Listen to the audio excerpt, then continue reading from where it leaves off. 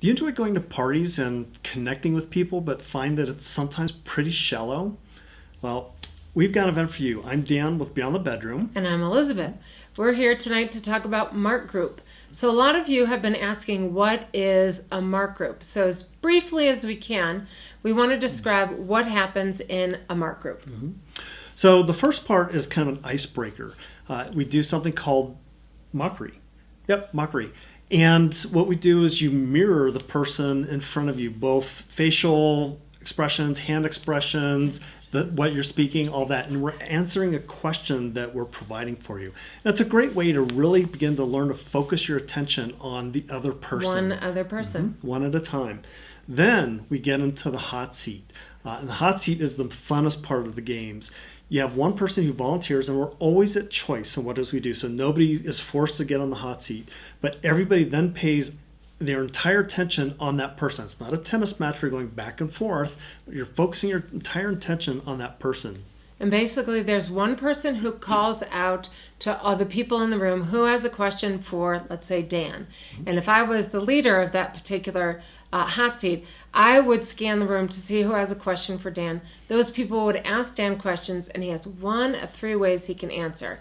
And basically, this is what we do all the time. We either tell the truth, we lie, or we simply refuse to answer. So that's how you answer these questions on a hot seat. The person who's in charge of timing and going around the room to find questions, that person is really in control of how long that person's on the hot seat. Mm-hmm. All questions are on the table, and again, that person can answer in one of three ways. It's a lot of fun. Yeah, and we really get deep in these conversations with people. So unlike those parties where you go and they're fairly superficial and shallow. It's like, oh, how's the weather? What do you do for work? That kind of stuff. I mean, you get into some really in-depth questions. Yeah. So it's really a lot of fun. Yeah, and over time, as the crowd time after time gets to know each other, these questions really do allow all of the members to really get to know each other on a truly connected level. So that is hot seat. Mm-hmm. And the last game we play is called the withhold. Mm-hmm. So have you ever been to some place where you've not really been present because there's something that's going on? You see a woman walk into the room as a guy, or maybe it was a woman, and they really distracted you because they're wearing this dress that's just incredibly sexy. Or somebody's got really bad breath and you're just not present because you're trying to stay away from them the whole time. Well, this is an opportunity for you to get that off of your chest.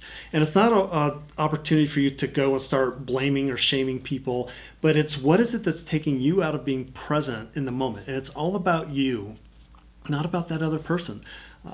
So we do usually 3 rounds of withholds. Okay, and there's a very specific sentence stem.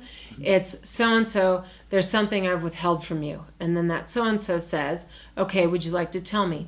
And then you give a brief nugget of what it is. Drop the story, but I was really upset when you didn't call me last night. You had promised that we were going to spend some time on the phone, and I was hurt. Boom. End of withhold, and then that person says, thank you. Mm-hmm. All the recipient is doing is receiving your voice.